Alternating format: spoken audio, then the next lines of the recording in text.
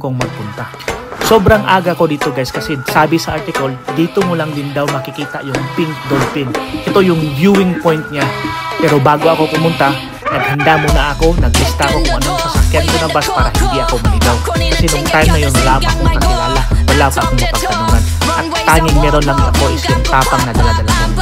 Para ka pala makapunta dito, from Tungchong Exit B, sumakay ka ng bus number 11 at bababa ka sa last bus stop dun sa Tai-O. Sa mga hindi pa nakapanood ng video ko sa Tai-O, ito yung karugtong niya. Sobrang excited ko dito kasi nakita ko yung signage ng mga pink dolphin.